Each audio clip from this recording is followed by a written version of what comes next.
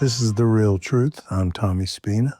Today we have a special program due to the urgency of things that are happening as Election Day in the primaries approaches on May 19th.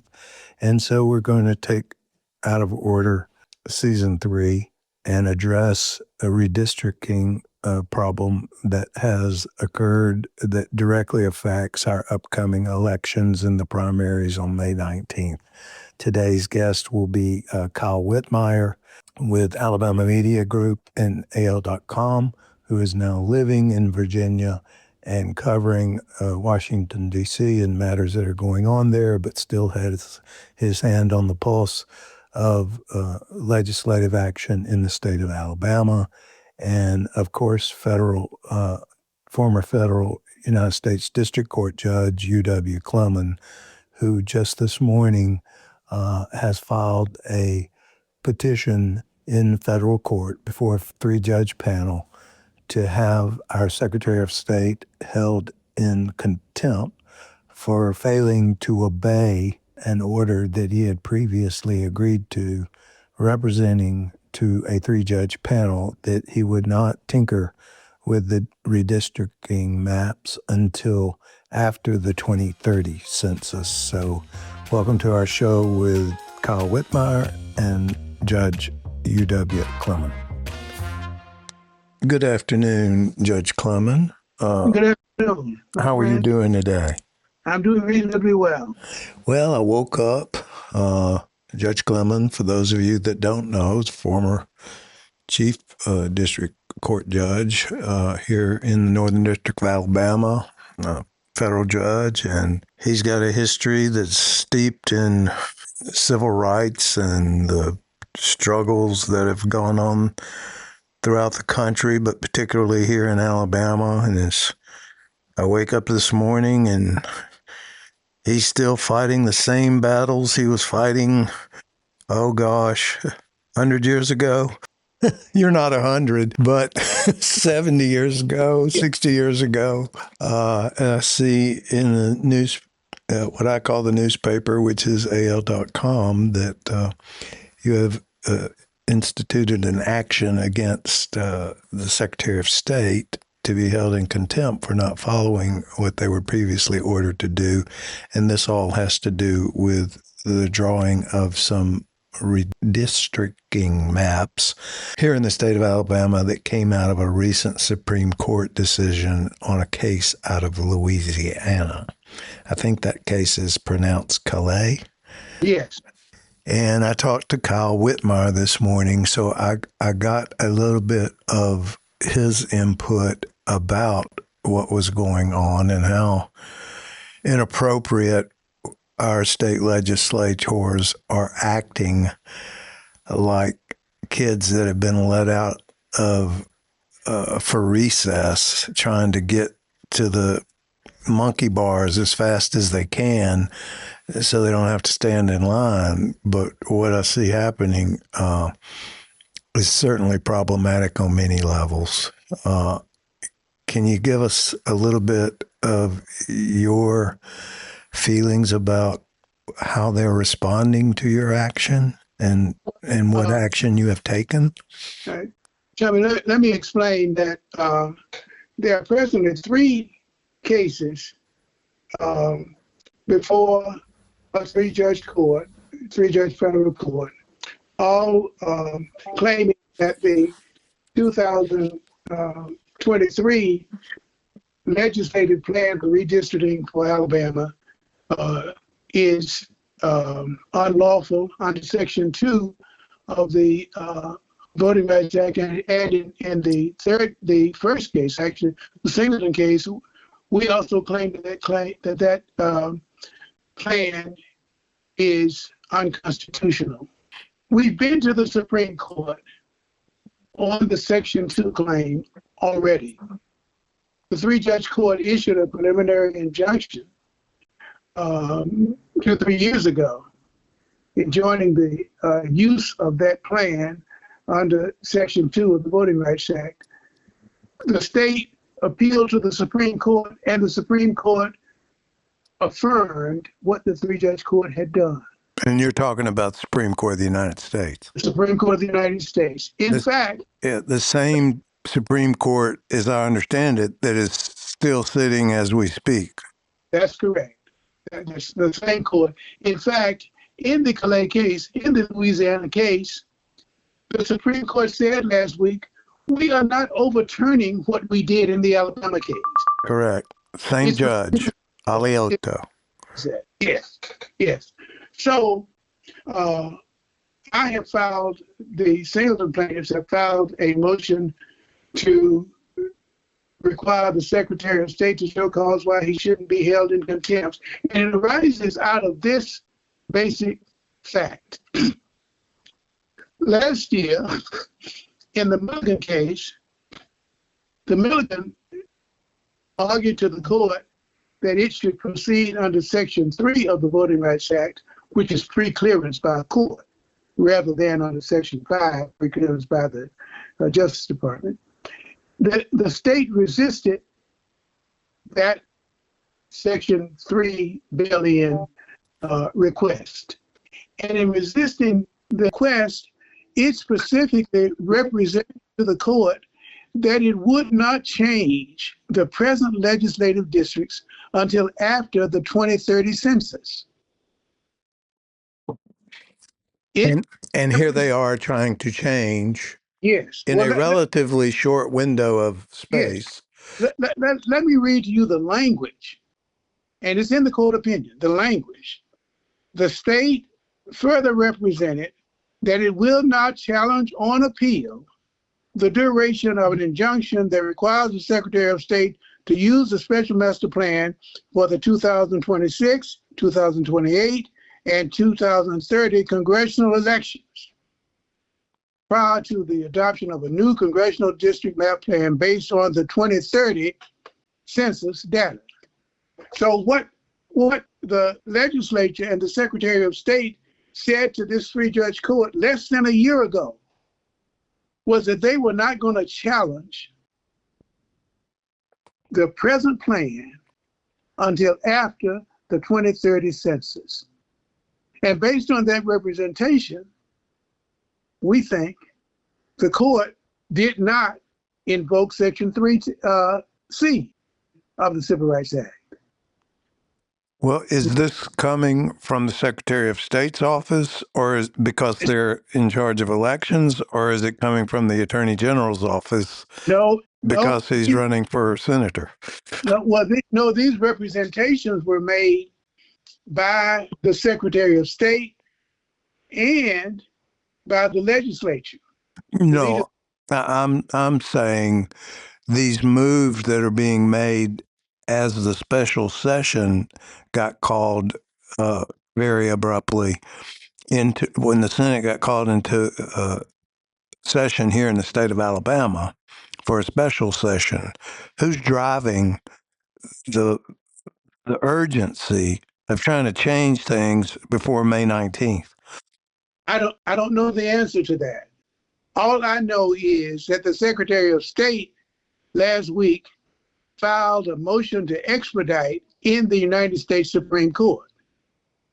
And in filing that motion to expedite, he was saying to the court that he wants to change the electoral districts now rather than after the 2030 census.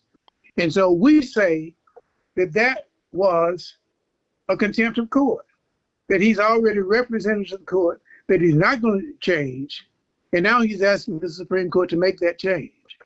So that's what our motion is all about.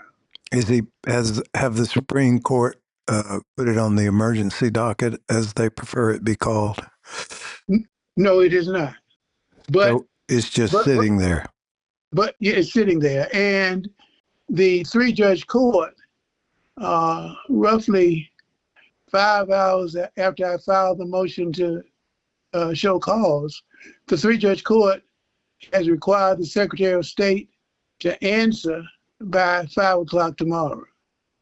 And today is, for those of you who don't realize it, is May 6th. So we're talking about Thursday, May 7th. 5 o'clock p.m. So I know you can't wait to read that. Right. And I'm sure you'll have a response to it. I don't think, and Kyle and I talked about this, people understand, first of all, people have already voted.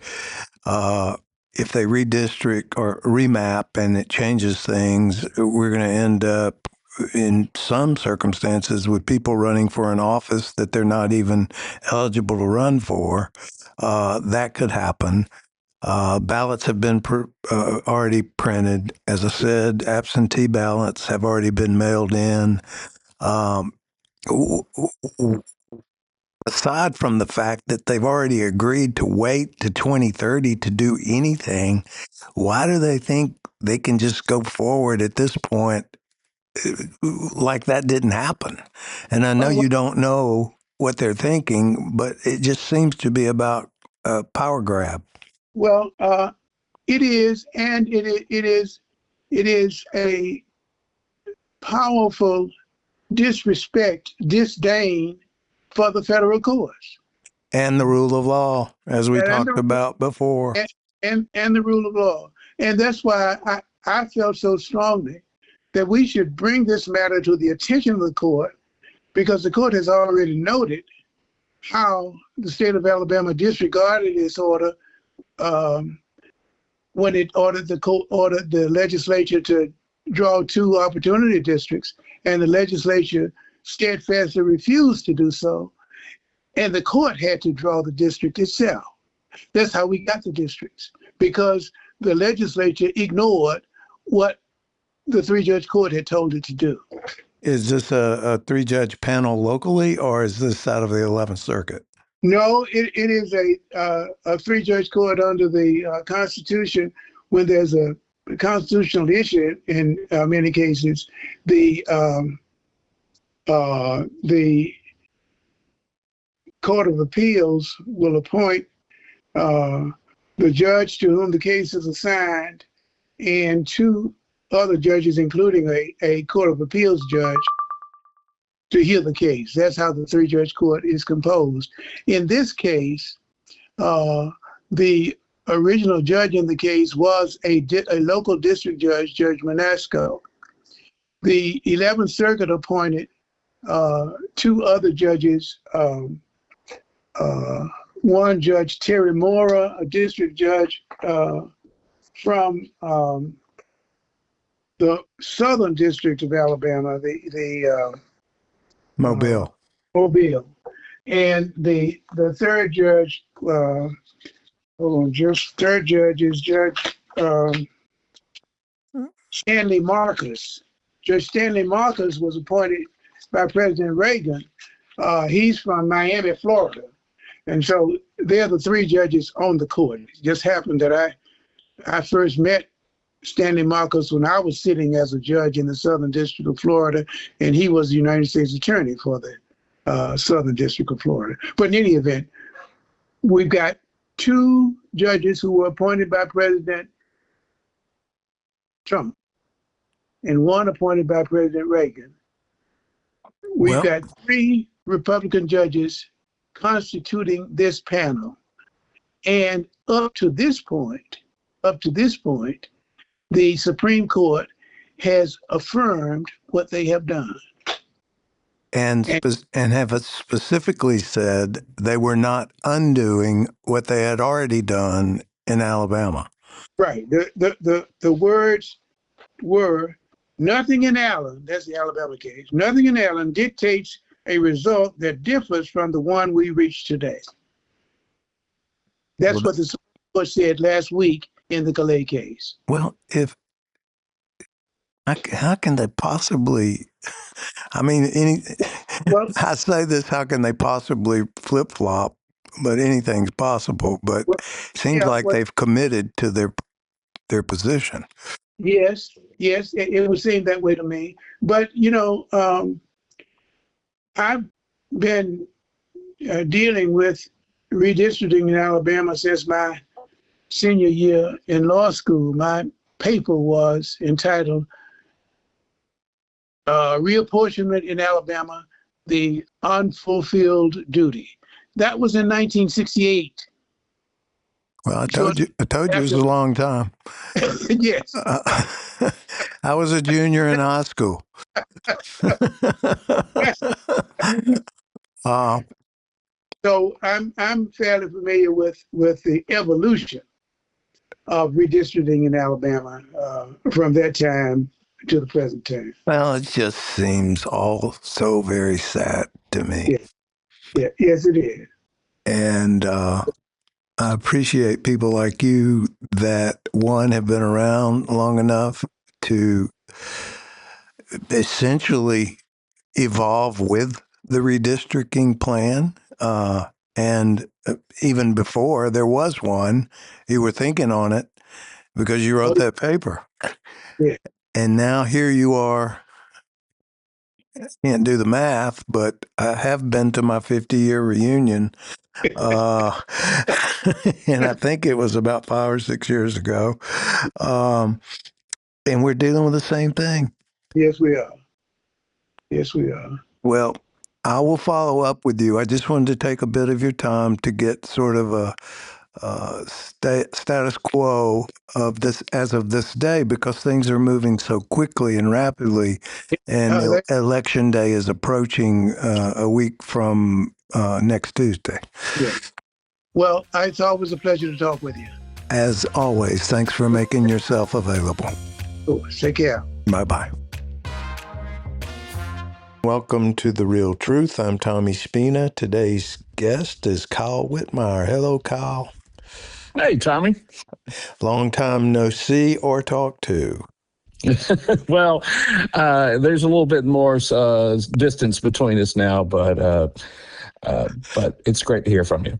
For those that don't know, Kyle is with the Alabama Media Group, AL.com, some call it, but he moved out of the state of Alabama. Good decision there, Kyle. I might commend you on. I'm not sure where I'm not sure where you There've been are. plenty of readers over the years who've been have been encouraging me. If you don't like it here, why don't you leave? And I finally took their word up on it, just so people will understand.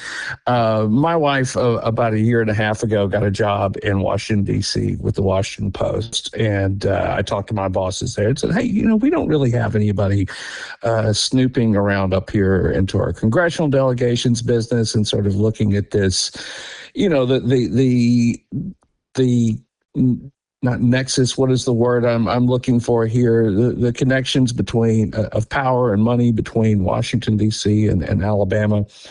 And I said, I'd like to go, be nosy and tell on people, which is kind of my job. And they said, go right ahead. So I've been living up here, just keeping an eye on what our folks are doing, but also keeping a hand in what's been happening back home in Alabama. And there seems to be a lot happening lately. Oh, yeah. Without breaching your safety, can you tell us, do you live in D.C. or do you live on the periphery there in one of the other states? Although D.C. is not a state. We moved to Northern Virginia. I had about 3 days to find a place that was accessible to my wife's work, that had a good school system, that we could also afford to live in. And we found a nice little place in Arlington, which is about 15 minutes from the Washington Monument in the Capitol. So it's no trouble getting across the Potomac, except, sometimes in the winter it gets icy here. It gets cold. So, well, but I've learned to shovel snow. I've learned to get my car out of the ice, and now it's a nice, wet, gross spring outside, just like I think it is back home. I did a case in Abington one time and discovered some things about Virginia that I never really thought about, but I should have thought about, and that is there's so much Revolutionary War history located in the area where you are currently living. And obviously that's where a lot of action took place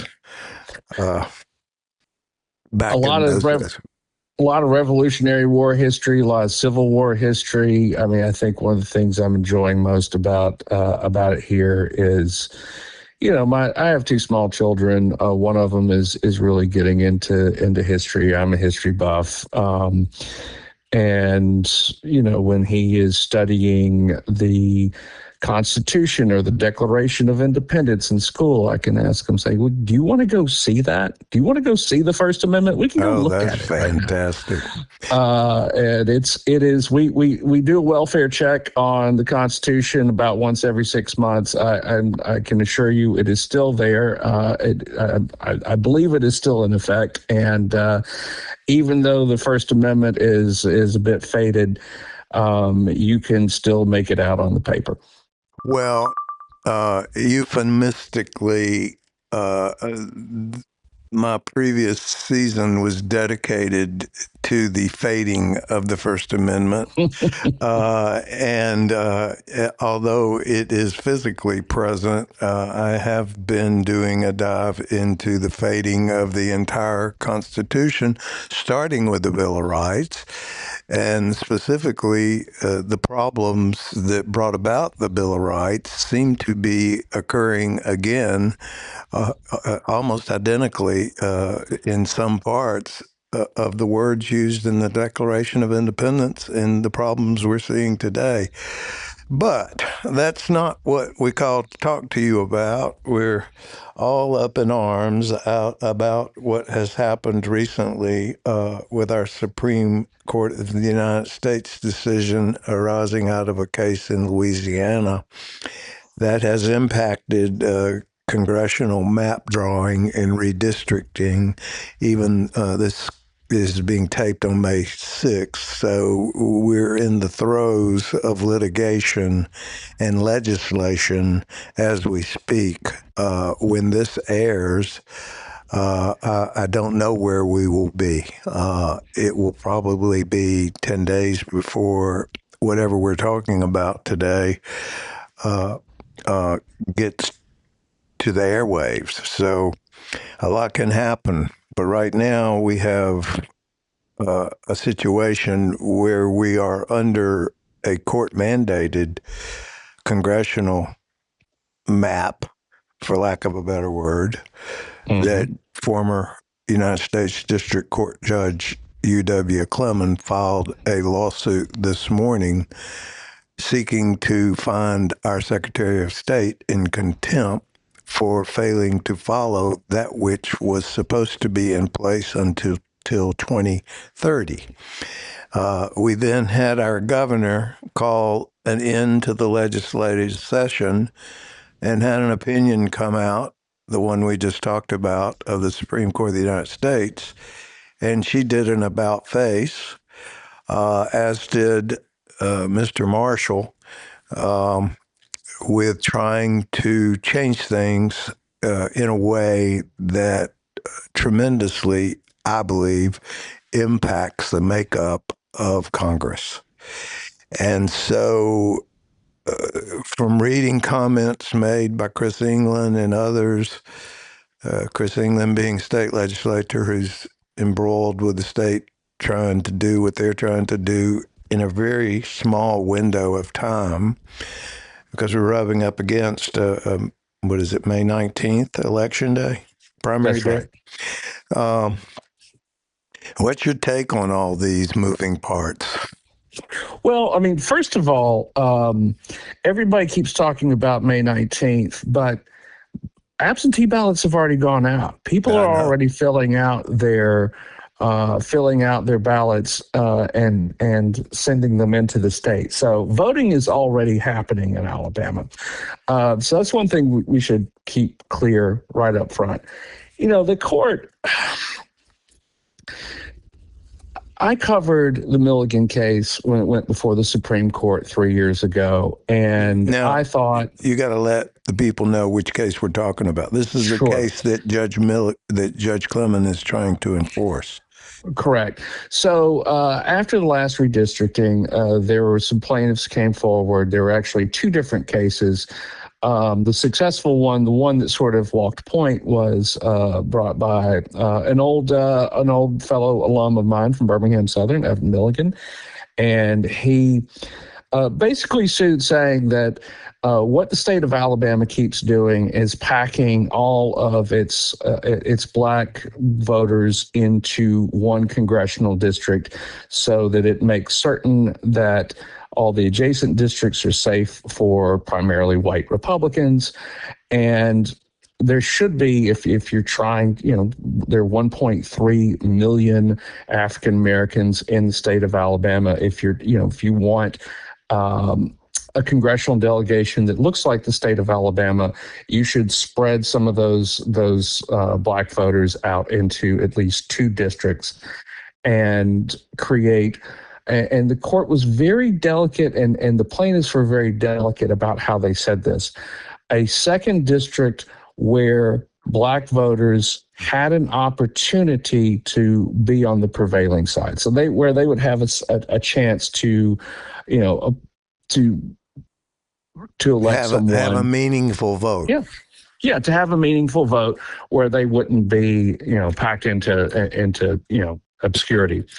And the court ultimately looked at this, said that seemed to be reasonable, and insisted that Alabama do that. The Alabama legislature repeatedly refused to do that, went back and said, oh, we can't draw a map like the one that you're asking for.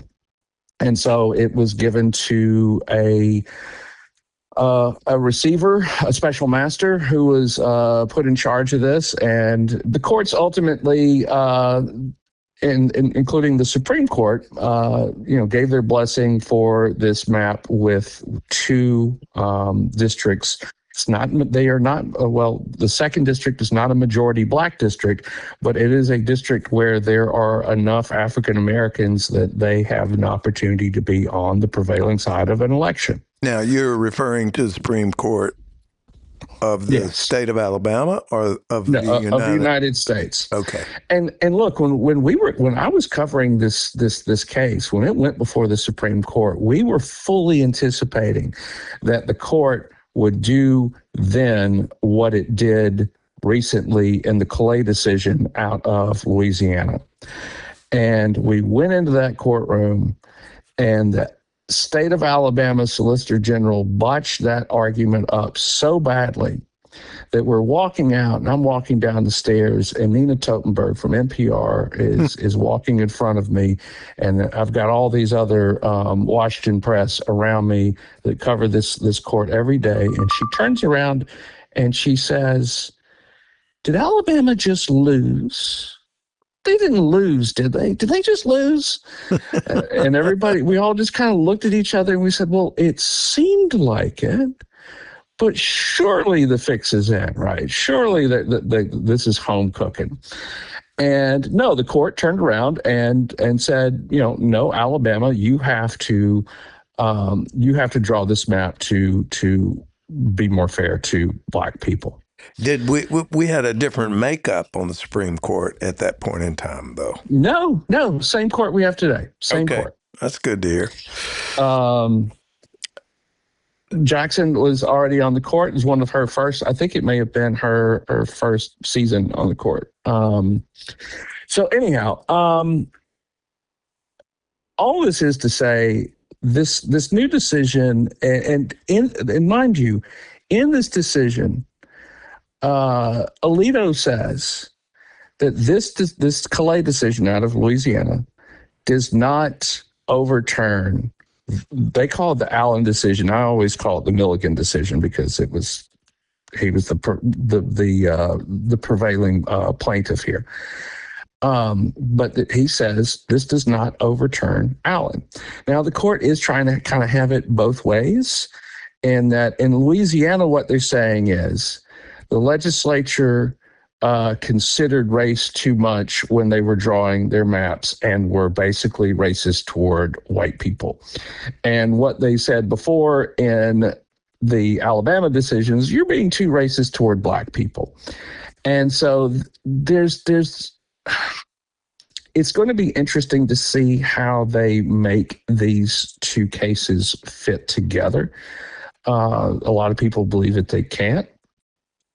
But regardless of any of that, the state of Alabama just can't wait for the opportunity. And even though you have that framing language in this in the Clay decision from Alito,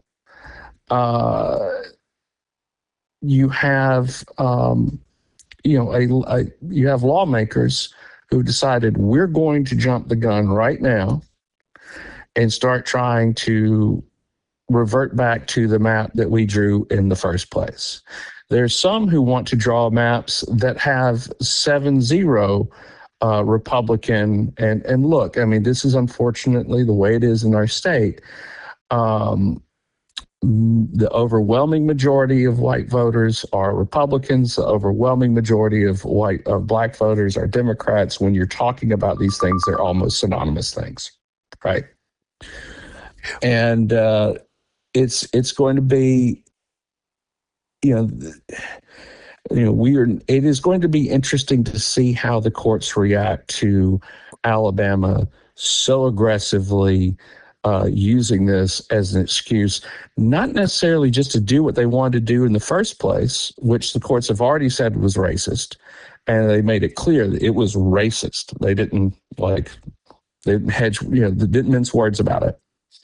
And are now, they're just trying to do it again. Aren't there like 3 maps out there? Isn't there a 21 map as well? I mean, I have seen so many maps during this whole process. The plaintiffs actually had several different maps in this case. There were what were called the Singleton plaintiffs.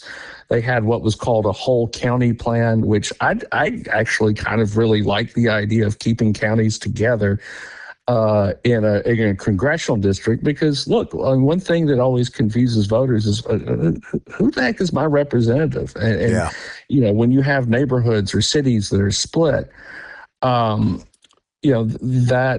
matters. Well, you have that also on the state level. Sure.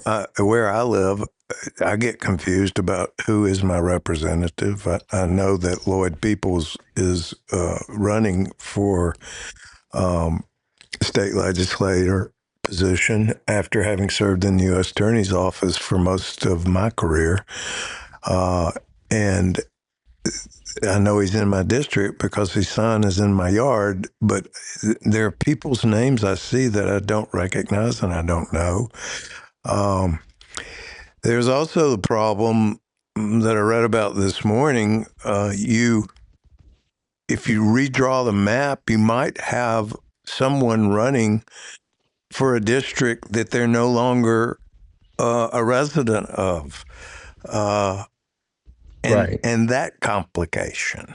And then I heard that there are some states that allow the citizens to draw the maps, which is what I think our current mayor would like us to see happen in Alabama. But is Alabama the only state that's rushing I feel like we're rushing up against to the finish line? To be well, I mean, the finish line is almost here. But to be fair to Alabama, I mean, this is something that has been let loose all over the country. There's been a bit of a detente for decades that, this idea that you only really redraw your districts after, every 10 years after a census is done. And, what we saw, I mean, I mentioned earlier, I now live in Virginia. We recently had a referendum to at least temporarily, they say temporarily, I always am skeptical of that, basically gerrymander this state to be as represented by Democrats as Alabama would be represented by Republicans, right? I believe, and I think this is something that most people can probably agree on, regardless of which party they're in, that the U.S. Supreme Court probably poisoned this country 50-something years ago when it ruled that partisan gerrymandering, drawing district lines for purely to maximize partisan advantage, was a constitutionally permissible thing, because power always protects power, right? The people who are in control, if they have the ability to change the rules, they're always going to change the rules in their own favor, not for not for some reasonable contest. Purpose. Right. They're not going to be neutral about how they draw lines. Fair and balanced. And I think that we need some sort of national solution, because what is happening now is just like what happened in Virginia. They saw what Texas was doing. They saw what was happening in other states, including, North Carolina has had theirs gerrymandered toward Republicans for years. And they said, look, our representatives are going to be at a disadvantage if, the other party in states that they control, it's like nuclear war. That's unfortunately what is happening right now, is this sort of tit for tat. You did this, so I'm going to do that. And until we've made a mess out of everything. It seems like, and I think of my homeland, Italy. They've got multiple political parties. Maybe Yes. we've outgrown what is traditionally referred to as a two-party country. And maybe we need to start thinking more about that. And I just thought of that in that brief moment, because even within the traditional respective Republican and Democratic parties, there are factions of people that Absolutely. don't go along with the majority, or there's a little piece of the Republican Party that feels this way, and there's another piece that feels that way, and the same is true in the Democratic Party. We have probably anywhere from 4 to 6 parties packed into the space of 2. Unfortunately, as I was just saying, this idea that people within power tend to protect power, and people within the system tend to protect the system. How you change that, it's going to take a lot of work, and I'll just put a little bit of fear into everybody here. I had this class, someone you probably know, Natalie Davis, taught in college. Birmingham Southern. Comparative politics, where we studied political systems around the world. Were you at Birmingham Southern? Yes. Yeah. May it rest in peace. Whatever it's going to be. We're waiting. It's now going to be a Coast Guard training academy, from what I heard. But anyway, I've heard that same rumor. It's a done deal now. But so in comparative politics, though, we looked at systems around the world, and you look at how different democracies operate, and the American system of government, a bicameral legislature with the president over is the executive, has been attempted over and over again throughout the world, and has failed in nearly every place it's been attempted except for one, and we're living in it. Mm-hmm. And you look at you're talking here about Italy. Well, that's don't steal my punchline. You look at parliamentary systems, which tend to favor proportionality, tend to favor party over individuals, which Americans like voting for individuals, or we like to feel that we're voting for individuals, even when we are voting for party. But parliamentary systems have a much better track record of durability. And unfortunately, I worry, I am concerned that the failures that we have seen in, especially in Latin America and places where our system has been, others have attempted to duplicate it. I wonder, are we seeing that play out here? Distinguish for our listeners the bicameral system and the parliamentarian system. Bicameral just is Two parties. no, well, bicameral is a House and Senate. You have a House and Senate model, and when you go to the polling place, you vote for an individual. You don't vote for a party. Typically, what happens in parliamentary systems is you would go to the polling place and you would say, I vote Republican, or I vote Democrat, or I vote Libertarian or Green Party or whatever. And then the party says, okay, we had a majority of votes in this district. We're going to put this person in here. Or you would have a region like the state of Alabama. If the Republicans, for instance, got 60% of the votes and Democrats got 40, they would apportion the representation by party, not by individuals that those people voted for, if that makes sense. But that And would then once be an appointment by the party itself and not an election. Is that correct? Yes. Voters would endorse the party, not individuals, which Americans, I think, are just generally reluctant to do. We like to think that we like that control of saying, I like that guy, and kind of do an a la carte sort of voting. But it's not unlike but I mean, the trouble is that we're getting a worse version of it now. If one party is in power, they can rig the rules, just as we've already done with our electoral college, to say, okay, yes, only 60% of the people in the state voted for this party, but all of the we're going to draw maps so that all the representatives from the state are of that one party, or all the members of the congressional, the electoral college are of that party.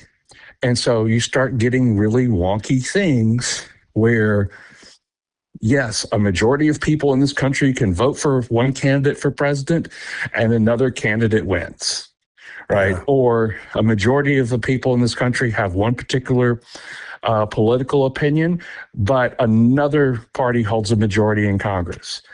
And when you have that disconnect within the system like that,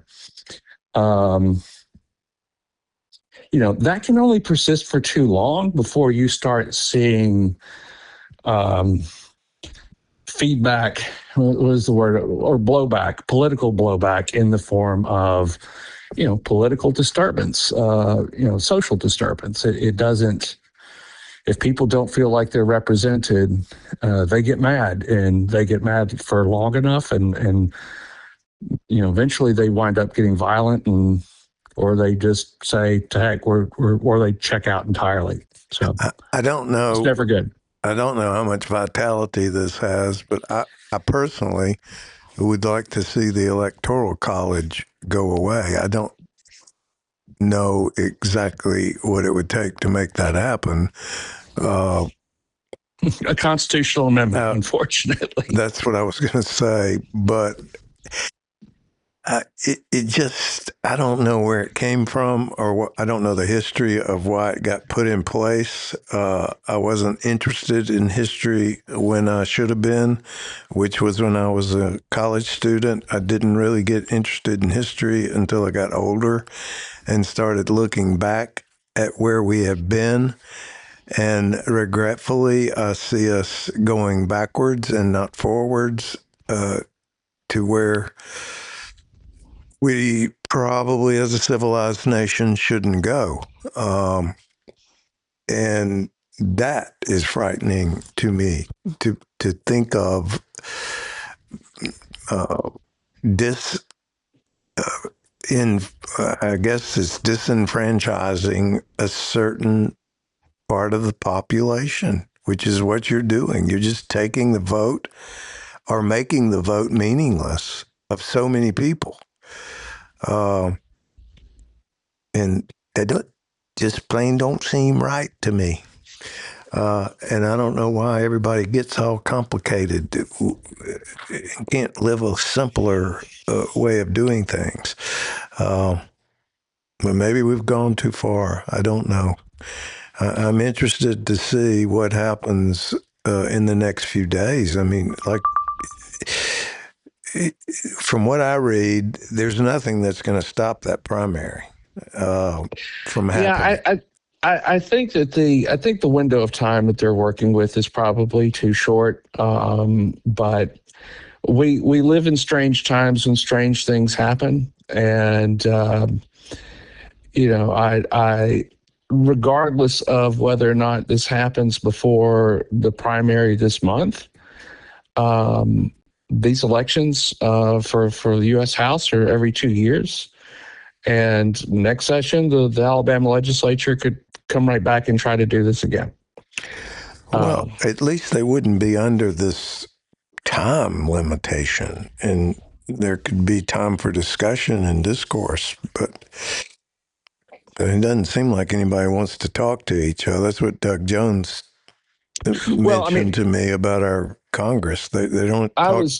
They don't talk to each other. I was watching live streams yesterday from Montgomery of some of these committee hearings and we're going to see even more over the next 48 hours, and just some of the Black representatives there, some of the things that they are saying to white colleagues, it's kind of heartbreaking to listen to. Saying Very things like, I thought I knew who my friends were, and now I'm realizing I didn't. And I thought we had, a relationship where we could treat each other fairly, and now I realize that was naive. And yeah, it's pretty heartbreaking. It's very sad. It's sad. Well, so, you have any prognostication about where we're going to land? I wish I did. I think. Let me leave it with an observation instead of a prognostication. I like to joke that we have "F you make me" politics in Alabama, but sometimes we have somebody stop me politics. And I'm writing a column for this weekend about how IVF and voting rights, what they have in common in Alabama, which is that oftentimes what happens in Alabama is that lawmakers, they get a lot of demand put on them, constituents that they don't really feel comfortable with. They don't want to, they don't want to go to an extreme, but they go ahead and go along with it. For instance, with one of the toughest in the nation, absolute abortion bans that the Alabama legislature put in place before the Supreme Court overturned Roe v. Wade, right? Mm-hmm. And for all of my lifetime, probably all your lifetime, Alabama lawmakers have been making laws and doing things with the understanding that they had the federal courts as a safety net, as a backstop, that they weren't going to let them do the horrible thing, right? So they could make a law so severe that it actually made fertility treatments illegal or impractical or legally impractical. Or, we'll get to this one in a second. And they did so with the expectation that the courts would stop them. But one day the courts quit stopping them, right? And what I see right now in the Alabama legislature, what's happening with this redistricting process, they want the courts to stop them. But they want the satisfaction of being able to go back to their constituents and say, we tried, and those ridiculous activist liberal judges, never mind that most of them are now appointed by Trump, kept us from doing what you wanted us to do, right? But that guarantee is not there anymore. And lawmakers in Montgomery, need to get it through their heads that the decisions they make, they might actually have to live with, because certainly Alabama is going to have to live with them.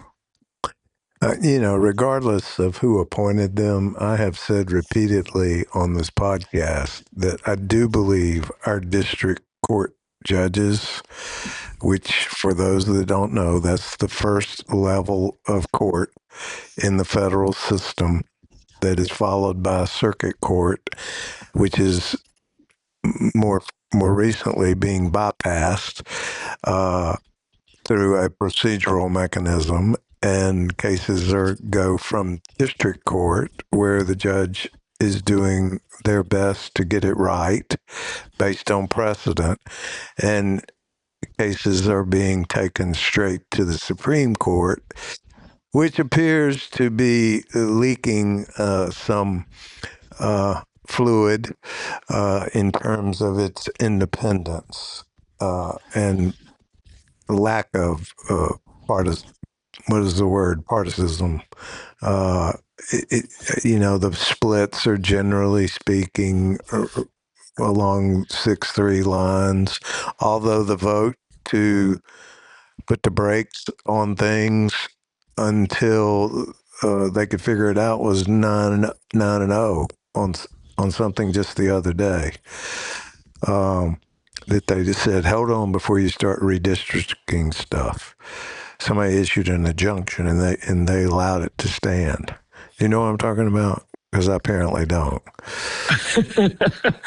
It's a lot to keep up with. I'll say. Well, I appreciate you taking the time to be with us. Is there anything else you see of import that we should discuss surrounding this issue on the forefront, or do we just take a wait and see, and maybe we follow up with each other in 3 or 4 weeks and see what came from what's going on now? Let's take the wait and see approach. I think I've shared what I've got right now, and I hate ending stories with only time will tell, but only time in the Supreme Court will tell. Yeah. Well, thank you for being with us, Kyle. This is The Real Truth. Thank you, Kyle Whitmire. Thank you. And talk soon. Thank you for joining me today on The Real Truth. My name is Tommy Spina. I hope you enjoyed today's conversation. I hope you will follow or subscribe to my podcast and listen in to the next episode. If you found it valuable, please take a moment to rate it and review it. It helps us to reach more listeners that care about the issues that matter. Share it with a friend. Stay engaged, and remember, the truth matters. I'll see you next time.